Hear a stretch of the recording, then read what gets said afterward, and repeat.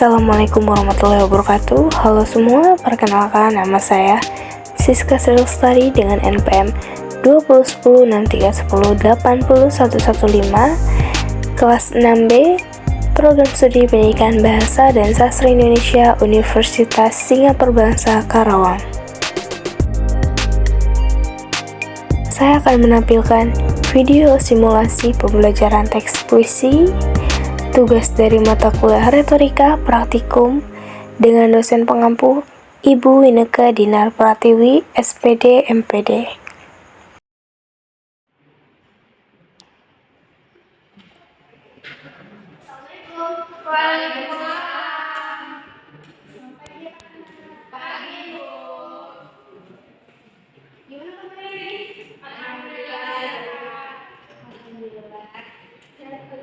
Udah siap belajar?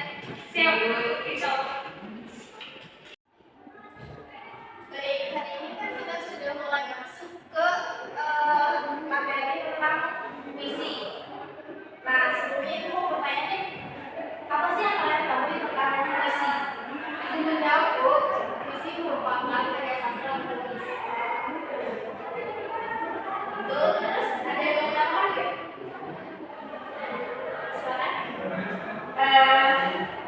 Karya sastra itu maksudnya karya sastra yang isinya adalah segala pikiran, perasaan, pesan, dan imajinasi seseorang penulis.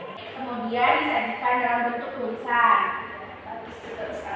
Selanjutnya ibu mau menjelaskan materi tadi ya. Sekarang kita masuk ke pengertian puisi.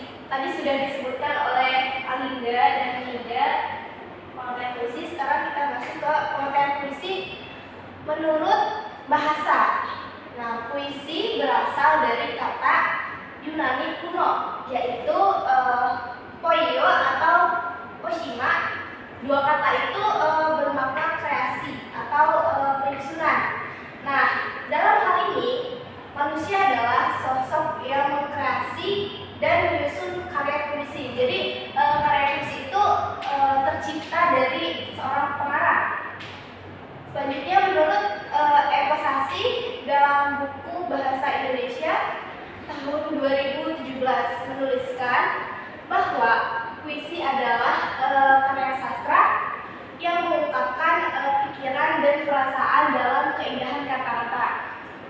Nah, dalam arti yang di sini umumnya lebih menggambarkan ke aturan puisi yang harus sesuai dengan jumlah bait, kemudian jumlah irama, kemudian jumlah baris dan lain-lainnya.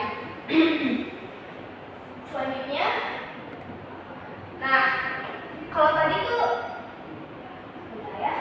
nah kalau ini tuh lebih ke puisi lama.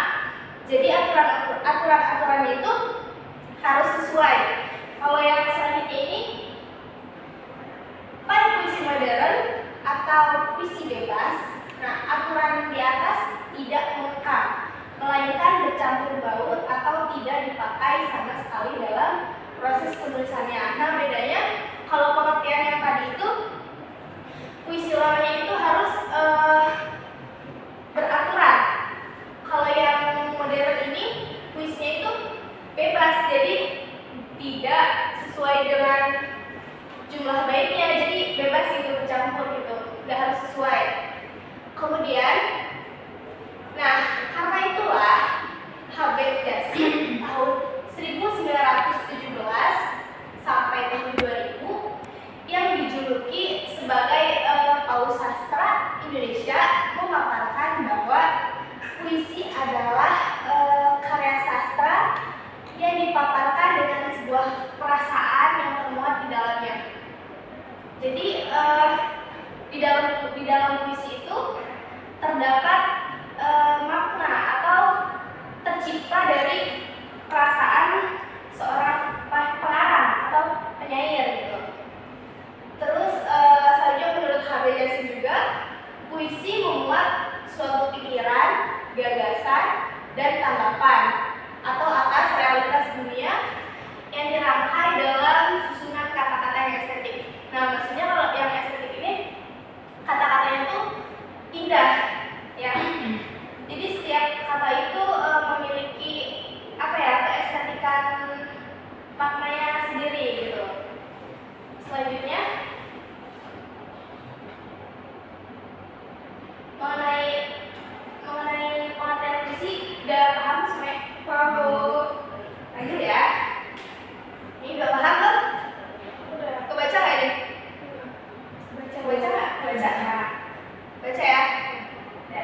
Ya. Sekarang lanjut ke unsur puisi ya. Tadi yang sebelumnya apa dong? Ini Sudah belum? oh iya kamu Belum. Jelasin ya. Lanjut ya. Selanjutnya ada unsur-unsur puisi. Nah, secara umum unsur-unsur puisi pembentuk puisi terdiri dari unsur intrinsik dan unsur ekstrinsik. Jadi unsur-unsur pembentuk puisi itu terbagi menjadi dua. Yang pertama unsur intrinsik dan yang kedua unsur ekstrinsik. Nah, kedua unsur tersebut saling mempengaruhi hingga membentuk puisi. Jadi, unsur-unsur puisi ini penting dalam membangun sebuah puisi. Nah, puisi ini harus memiliki unsur-unsur pembangunnya. Kalau puisi tersebut tidak ada unsur pembangunnya, maka tidak dapat dikatakan sebuah puisi. Nah, selanjutnya, mempengaruhi hingga membentuk puisi yang indah dan menggugah hati. Jadi puisi ini tuh harus bisa menggugah hati tuh. Puisinya harus bisa membawa perasaan kepada pembacanya. Jadi pembacanya tuh ketika membaca puisi mereka akan terbawa suasana, terbawa perasaan. Nah, itu puisi yang bagus ya. Seperti itu. Ya.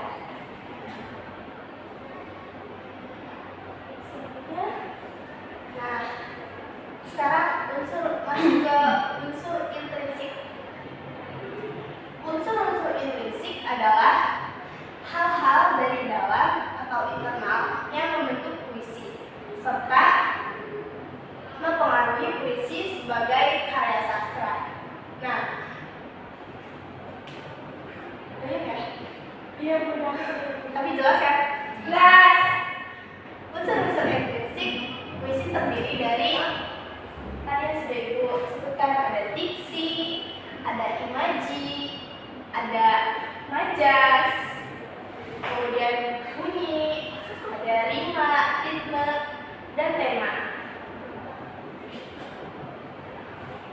Ya.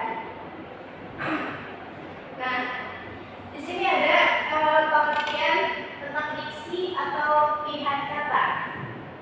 Kekuatan utama puisi adalah pilihan kata atau diksinya. Pilihan kata yang cermat menentukan originalitas dan daya persuasinya.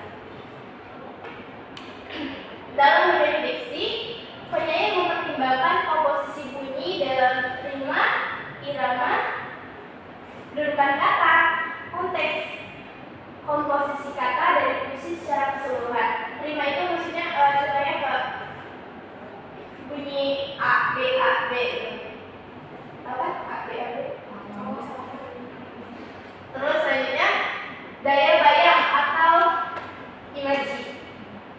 Nah, penyair menggunakan diksi tertentu untuk menarik imajinasi atau bayang tertentu ketika puisi itu dibaca.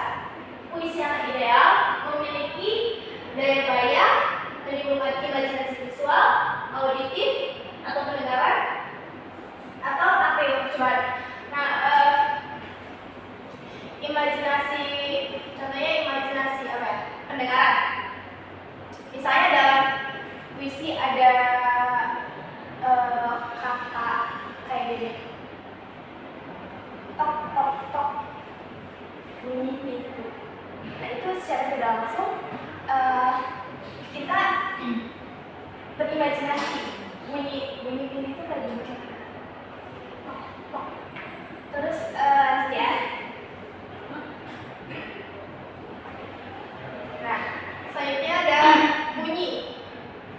Bunyi dalam puisi adalah penggunaan kata-kata tertentu agar memunculkan efek atau nuansa tertentu bagi pembacanya. Kemudian ada rima. Rima adalah bunyi serupa atau pengulangan bunyi dalam puisi